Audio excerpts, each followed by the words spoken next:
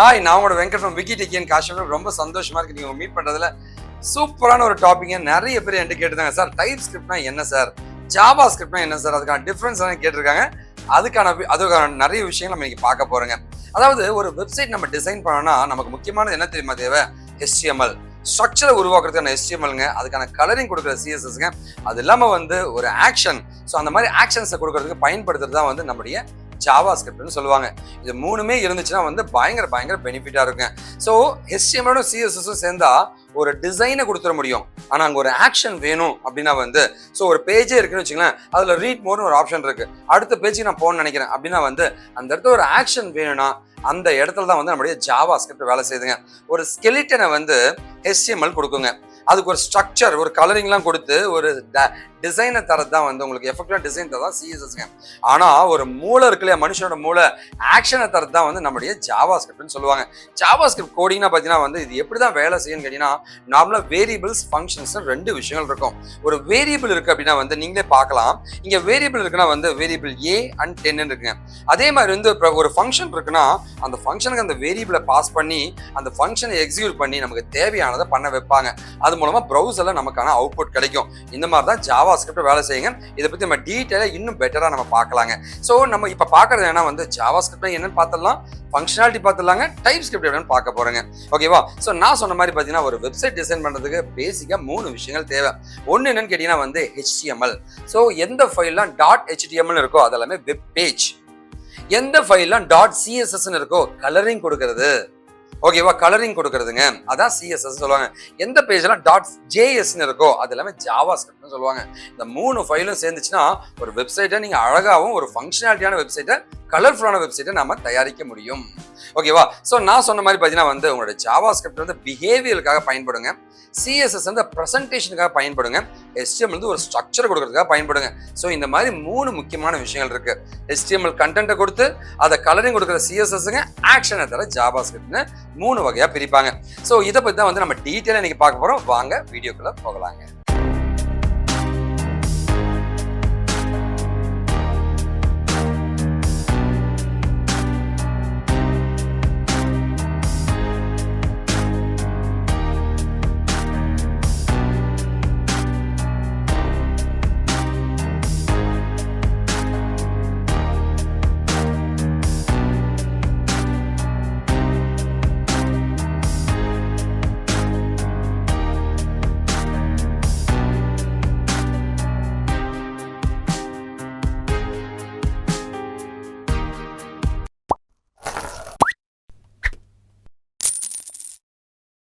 சரி, ஓகே. நாம இப்ப பாக்குறது என்ன ஒரு ஜாவா ஸ்கிரிப்ட் கோட் தான் பார்த்துட்டு இருக்கீங்க. இந்த ஜாவா ஸ்கிரிப்ட் பொறுத்த வரைக்கும் பாத்தீங்கன்னா இங்க வேரியபிள்ஸ்லாம் இருக்கும். இந்த வேரியபிள்ல எல்லாமே மெமரியில போயிட்டு ஆக்குபை ஆகும். ஒரு ஃபங்க்ஷன் கால் பண்ணும் போது ஆட்டோமேட்டிக்கா மெமரி அதை பார்க்கும். ஆனா இந்த ஃபங்க்ஷனுக்கு உள்ளதான் மற்ற ஃபங்க்ஷன்ஸ்லாம் இருக்கு. ஸோ இந்த மாதிரி தான் உங்களோட கோடு எக்ஸிக்யூட் ஆகும். முதல்ல வேரியபிள்லாம் ஆக்சஸ் பண்ணிட்டு ஃபங்க்ஷன் ஆக்சஸ் பண்ணிட்டு அப்புறமா தான் ஃபங்க்ஷனுக்கு உள்ள இருக்கிற விஷயங்களை ஆக்சஸ் பண்ணும். இந்த மாதிரி தான் உங்களுடைய கோட் வேலை செய்யுங்க. ஓகேவா? ஸோ இந்த கோடுக்கான அவுட்புட் எப்படி இருக்குன்றதை பத்தி தான் இப்போ நம்ம பார்க்க போறோங்க. ஓகேவா? இப்போ பாருங்களேன், என்னுடைய கோடு இருக்கு. Variable A is equal to வேரியபிளை வேர் அப்படின்னு சொல்லுவாங்க. A இஸ் ஈக்குவல் டு 10 மெமரியில A இஸ் ஈக்குவல் டு 10 போய் ஸ்டோர் ஆயிடுச்சுங்க. B இஸ் ஈக்குவல் டு 2 மெமரியில போய் B is equal to 2 store ஆயிடுச்சு. இப்போ ஃபங்க்ஷன் கால் ஆகுது, ஷோ ப்ராடக்ட் 10,2ன்னு போகுதுங்க. ஏன்னா இந்த 10 இங்க வந்துருச்சுங்க, இந்த 2 இங்க வந்துருச்சுங்க. நேரா இந்த ஃபங்க்ஷனை போய் கால் பண்ணோம். இங்க 10,2ன்னு வந்துருச்சுங்க. வரும்போது 10 × 2ன்னு போது இந்த இடத்துல 20ன்னு உனக்கு அவுட்புட் வரும். ஸோ 10 × 2 அது ப்ரௌசர்ல உனக்கு அழகா டிஸ்பிளே ஆயிடுங்க. இந்த மாதிரி தான் உங்களோட ஃபங்க்ஷனாலிட்டி வேலை செய்யுங்க. உங்களோட ஜாவா ஸ்கிரிப்ட் கோட் இப்படி தான் வேலை செய்யுங்க. சார் ஓகே சார், நீங்க டைப் ஸ்கிரிப்ட் பத்தி பேசலாம்னு சொன்னீங்களே அப்படின்னு கேட்பீங்க. இப்போ நம்ம பார்க்கறது டைப் ஸ்கிரிப்ட்டுங்க. டைப் ஸ்கிரிப்ட்னா என்ன சார் அப்படின்னு கேட்டீங்கன்னா, டைப் ஸ்கிரிப்ட் ஜாவா ஸ்கிரிப்டோடைய ஒரு அட்வான்ஸ் தாங்க. ஜாவா ஸ்கிரிப்டோட நிறைய அடிஷனல் ஃபங்க்ஷனாலிட்டிஸுங்க, இன்டர்ஃபேஸுங்க, ஜெனரிக்ஸுங்க, ஸ்ட்ராங்லி டைப்பிங்னு எல்லா கான்செப்டும் ஜாவா ஸ்கிரிப்டோட சேர்ந்துச்சுன்னா அவன் தான் வந்து பெரிய ஆளுங்க TypeScriptனு சொல்லுவாங்க. அதாவது TypeScript பார்த்தீங்கன்னா ஒரு ப்ரௌசர்ல டைரக்டா ரன் பண்ண முடியாதுங்க. TypeScript வந்து JavaScript நம்ம மாற்றணும். மாத்திட்டு தான் Node.js அந்த மாதிரி டூல்ஸ் மூலமா அந்த மாதிரி இன்டர்மீடியேட் லைக் சர்வர் டூல்ஸ் மூலமா நம்ம ரன் பண்ணிக்கலாம். இப்போ பார்த்தீங்கன்னா இந்த ஃபங்க்ஷனாலிட்டியில பார்க்கலாங்க. உங்களோட JavaScript இருக்குங்க. அது கூட பார்த்தீங்கன்னா வந்து இந்த ECMAScript ஸ்டாண்டர்ட் சொல்லுவாங்களா, இன்னும் கொஞ்சம் அட்வான்ஸ் JavaScriptங்க. அது கூட நிறைய ஃபங்க்ஷனாலிட்டி சேர்ந்துச்சு, அது TypeScript மாறுதுங்க. இது வந்து இந்த TypeScript வந்து லைக் உங்க ப்ரௌசர்ல ரன் ஆகாதுங்க. JavaScript கம்பைல் பண்ணி TypeScript கம்பைல் பண்ணி JavaScript மாத்திடுவாங்க. இந்த JavaScript நோடு மாதிரி எதனா ஒரு இன்டர்மீடியேட் சர்வர் டூலை வச்சு உங்களுடைய ப்ரௌசர்ல அவுட்புட்டை பார்க்கலாம். ஸோ இந்த மாதிரி தான் உங்களுடைய TypeScript ரன் பண்ணுவாங்க. ஓகேவா? TypeScript கோட் எப்படி சார் இருக்குன்னா, அங்க வேர்னு இல்லையா, இங்க வந்து அது லெட்டுன்னுவாங்க. ஸ்ட்ராங்லி டைப்பிங்னா என்ன சார்னா, a is equal to 10 தராம அது ஒரு நம்பருன்னு சொல்லி 10 தரது. அந்த எல்லாத்துக்குமே வந்து அது என்ன வேரியபிள்னு சொல்லி தந்தீங்கன்னா அதுதான் TypeScriptனு சொல்லுவாங்க. ஓகேவா? அதே மாதிரி கோடிங் தாங்க, இன்னும் கொஞ்சம் டிக்ளரேஷனை மட்டும் மாத்திருக்காங்க. அதாவது இந்த பாருங்க, இங்க நம்பர் ஆட் பண்ணிருக்காங்க. VARக்கு பதிலாக வந்து லெட்டுன்னு கொடுத்துருக்காங்க. நம்பர் மற்றபடி எல்லாமே சேம் தாங்க. அதே மாதிரி தான் வேலை செய்யும் JavaScript TypeScriptம். ஸோ TypeScript டைரக்டாக ரன் பண்ண முடியாது. என்ன பண்ணணும், அதை JavaScript கன்வெர்ட் பண்ணி அதுக்கப்புறம் தான் நீங்கள் ரன் பண்ண முடியும். சரிங்க சார், 2 கோடியும் வச்சு காமிச்சிங்க, இன்னும் கொஞ்சம் பெட்டராக இருக்கும் நீங்கள் கேட்பீங்க. அந்த மாதிரி தான் இப்போ பண்ணியிருக்கேங்க. நீங்கள் இப்போ பார்க்கலாம், 2 கோடும் ஒரே மாதிரி தான் இருக்கும். இந்த பக்கம் TypeScript இருக்குங்க, இந்த பக்கம் JavaScript இருக்குங்க. பாருங்களேன், இங்கே லெட்டுன்றாங்க, வேறுன்றாங்க. மெமரியில் ஒரே மாதிரி தான் வேலை செய்யுதுங்க. அதே மாதிரி ஃபங்க்ஷனுக்கு 10,2ன்னு பாஸ் ஆகுதுங்க. அந்த 10,2 தான் வந்து அழகா உங்களுக்கு எக்ஸிக்யூட் ஆயிட்டு வருதுங்க. ஓகேவா? ஸோ அவுட்புட் எல்லாமே ஒன்று தாங்க, எந்த டிஃபரன்ஸும் இருக்காதுங்க. என்ன வித்தியாசம்னா, சின்னதா கோடு வித்தியாசம் தான் TypeScriptக்கும் JavaScriptக்கும் இருக்குங்க. நீங்க என்ன கேட்கலாம், சார் என்னதான் சார் டிஃபரன்ஸ், எதுக்கு சார் இந்த TypeScript கேட்கலாம். அதை பத்தி நீங்க டீட்டெயிலா பார்க்க போறோம். ஓகே, ஸோ நாம இப்ப பாக்குறது வந்து டிஃபரன்சஸை பார்க்கலாங்க. ஓகே, அதுக்கு முன்னாடி TypeScript எப்படி இன்ஸ்டால் பண்ணுவீங்க அப்படின்னு கேட்டீங்கன்னா வந்து, so NPM note package manager அப்படின்ற டூலை யூஸ் பண்ணி நான் வந்து ஆக்சுவலாக வந்து இப்போ நம்மளுடைய ஆர்டிக்கல் ஒன்று இருக்குங்க. நான் டீட்டெயிலாக எப்படி இன்ஸ்டால் பண்ணணும், எப்படி எக்ஸிக்யூட் பண்ணணும், எல்லாமே டீட்டெயிலாக வந்து வாட் இஸ் TypeScript நான் ஒரு டுட்டோரியல் போட்டிருக்கேன் விக்கிடிக்கில். அதை போய் பார்த்தீங்கன்னா உங்களுக்கு டீட்டெயிலாக கிடைக்கும். அதை தான் உங்களுக்கு நாங்கள் இப்போ ஷோ பண்ணிட்டு இருக்கேங்க. ஓகேவா? இந்த டூலுக்கு போங்க, அழகாக இந்த ஆர்டிக்கல் ஃபுல்லாக படிங்க, அழகாக இன்ஸ்டால் பண்ணிக்கலாங்க. ஓகேவா? அது ஒரு ஹை லெவலாக நான் இப்போ சொல்ல போகிறேங்க. NPM சரிங்களா, இன்ஸ்டால் ஓகேவா அப்படின்னு கொடுத்து TypeScriptனு கொடுத்தீங்கன்னா போதும், ஆட்டோமேட்டிக்காக உங்களோட TypeScript உங்கள் லேப்டாப்ல இன்ஸ்டால் ஆகிடும். கமாண்ட் ப்ராம்ப்ட்ல ரன் பண்ணுவாங்க.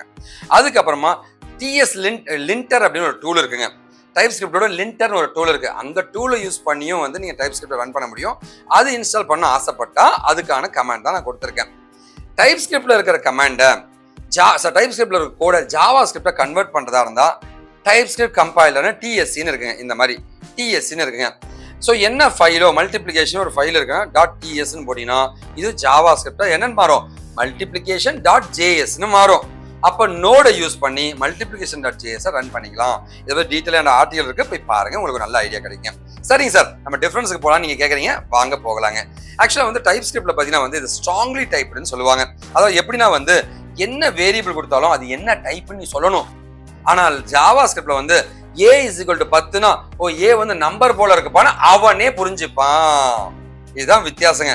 ஓகேவா? இது ஸ்ட்ராங்லி டைப்டுங்க, இது லூஸ்லி டைப்ட் ஆர் லைட் கப்பிள்டுன்னு சொல்லாங்க. ஓகேவா? இங்க வந்து வேர் அப்படின்ற ஒரு வேரியபிள் யூஸ் பண்ணுவாங்க. இங்க வேருங்க, லெட்டு இல்ல கான்ஸ்டன்ட் எதனா ஒரு லைக் ஒரு மெத்தடை யூஸ் பண்ணி வந்து லைக் வேரியபிள் டைப்பை வச்சு நீங்க டிக்ளேர் பண்ணலாம் வேரியபிளை. அதான் இதுக்கும் அதுக்கு இருக்கிற வித்தியாசங்க. மூணாவது வித்தியாசம் என்ன வந்து இதை டிசைன் பண்ணது TypeScript டிசைன் பண்ணது டெவலப் பண்ணது மைக்ரோசாஃப்ட்ங்க. இது வந்து மொசில்லா கார்பரேஷன் டெவலப் பண்ணியிருக்காங்க. அடுத்து பார்த்தீங்கன்னா வந்து நான் உங்கள்கிட்ட சொன்ன மாதிரி தாங்க TypeScript வந்து பார்த்தீங்கன்னா ஹெவி வெயிட் ப்ரோக்ராமிங் லாங்குவேஜ்ங்க, ஜெனரிக்ஸுங்க, இது இல்லாமல் பார்த்தீங்கன்னா வந்து இன்டர்ஃபேஸஸ்ங்க, மாடியூலும் நிறைய ஹெவியான ப்ரோக்ராமிங்லாம் இதில் பண்ண முடியும். ஆனால் JavaScript ஒரு லைட் வெயிட் ப்ரோக்ராமிங் லாங்குவேஜாக இருக்குங்க. அடுத்து பார்த்தீங்கன்னா வந்து இதோட எக்ஸ்டென்ஷன் பாருங்க .tsன்னு முடியும், இதோட எக்ஸ்டென்ஷன் வந்து .jsன்னு முடியுங்க. அடுத்து பார்த்தீங்கன்னா வந்து எங்கெங்க எதை ப்ரிஃபர் பண்ணலாம்னா சின்ன சின்ன ப்ராஜெக்டாக இருந்துச்சுன்னா வந்து JavaScript பயன்படுத்துவாங்க. ஹெவியான மிகப்பெரிய ப்ராஜெக்ட் இருந்துச்சா அந்த இடத்துல TypeScript யூஸ் பண்ணுவாங்க. சார் ஆப்ஜெக்ட்ஸுங்க, ஹெவியான ஆப்ஜெக்ட்ஸுங்க, ஹெவியான இன்டர்ஃபேஸஸ் எல்லாமே பயன்படுத்துறதா நமக்கு இந்த இடத்துல வந்து பிக் ப்ராஜெக்ட் இந்த மாதிரி பயன்படுத்துவாங்க. சரிங்க சார், JavaScript பொறுத்த வரைக்கும் பார்த்தீங்கன்னா வந்து இது வந்து லைக் எரர்ஸ் இருந்தாலும் அட்ஜஸ்ட் பண்ணிட்டு ரன் பண்ணிடும். ஆனால் TypeScript வந்து ரொம்ப ரொம்ப ஸ்ட்ரிக்ட்டுங்க. இதெல்லாம் ஃபிக்ஸ் பண்ணு, எரரை ஹைலைட் பண்ணி இதை ஃபிக்ஸ் பண்ணாதான் நான் ஒர்க் பண்ணுவேன்னு சொல்லுவோம். இதுதான் JavaScript TypeScript முக்கியமான வித்தியாசங்க. அடுத்து பார்த்தீங்கன்னா வந்து ஜாவா ஸ்கிரிப்டை பொறுத்த வரைக்கும் ஜெனரிக்ஸ், இன்டர்ஃபேஸ், மாடல்ஸ் எல்லாத்தையுமே வந்து சப்போர்ட் பண்ணாதுங்க. டைப் ஸ்கிரிப்ட்ல அது பண்ணுங்க. இது இல்லாமல் ஜாவா ஸ்கிரிப்டை பொறுத்த வரைக்கும் வந்து ஸ்ட்ரிங்கு, அப்புறம் ஸ்ட்ரிங்ஸ் எல்லாம் வந்து ஆப்ஜெக்ட்ஸ் மாதிரி எடுத்துக்கும். இங்கே அதெல்லாமே இன்டர்ஃபேஸ் மாதிரி எடுத்துக்கும். இதுதான் மேஜரான வித்தியாசங்கள்ங்க. ஓகேவா? ஸோ நீங்கள் எந்த இடத்துல ஹெவியான ப்ராஜெக்டாக இருந்துச்சு, ரொம்ப ரொம்ப ஹைஃபையான ஒரு ப்ராஜெக்டாக இருக்குன்னா அங்கே டைப் ஸ்கிரிப்ட் யூஸ் பண்ணுங்க. அப்படி இல்லைன்னா வந்து ஜாவா ஸ்கிரிப்ட் யூஸ் பண்ணிட்டு போயிட்டே இருக்கலாங்க. ஓகேவா? ஸோ இன்னும் நிறைய விஷயங்கள் இதில் இருக்குங்க. என்னோட ஃபியூச்சரில் வந்து என்னோட வீடியோஸில் நிறைய கான்செப்ட் நான் கொடுப்பேங்க. லேர்ன் பண்ணிங்க. உங்களுக்கு எந்த ஹெல்ப் இருந்தாலும் எனக்கு காண்டாக்ட் பண்ணலாங்க. ஸோ ஜாவா ஸ்கிரிப்டோ டைப் ஸ்கிரிப்டோ எந்த கோர்ஸ் படிக்கிறதா இருந்தாலும் நீங்கள் எனக்கு காண்டாக்ட் பண்ணலாங்க. நான் உங்களோட அண்ணன் வெங்கட்.